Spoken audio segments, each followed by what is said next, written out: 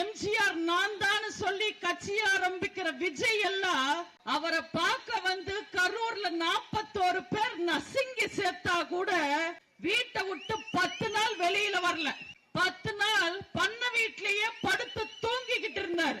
கட்டுக்கடங்காத கூட்டம், மக்கள் நசுங்கி சாகுறாங்க, சீக்கிரமா வாங்கன்னு சொன்னதுக்கு அப்புறம் கூட வராம கேரவான்ல படுத்து தூங்கிட்டு 7 மணி நேரம் லேட்டா வராரு. அவரை சொல்லி குத்தம் இல்ல, கூட இருக்கிறவங்க அப்படி சேர்க்க சரியில்லை. ஏர்போர்ட் வாசல் வரைக்கும் சரக்கு பாட்டில தூக்கிட்டு வந்து தராங்க. அவங்களோட சேர்க்கை எப்படி இருக்குன்னு பாருங்க. அவங்க எல்லாம் உருப்பிடுவாங்களா? இவங்களுக்கு அரசியல்ல இன்னும் ஏபிசிடி கூட கத்துக்கல. இவங்க அரசியல் பண்றதுக்காக வந்திருக்காங்க. இவங்களை தூக்கி பக்கத்துல போட்டா இன்னொருத்தர் இருக்கார், இன்னொரு பொடி பையன். அடுத்த முதல்வர் நான் தான் சொல்லி சுத்திக்கிட்டு இருக்காரு. இன்றைய துணை முதல்வர் மக்கள் பிரச்சனையை பேச சொன்னா பட்டப்பகல்ல சட்டசபையில போய் தூங்கிக்கிட்டு இருக்காரு.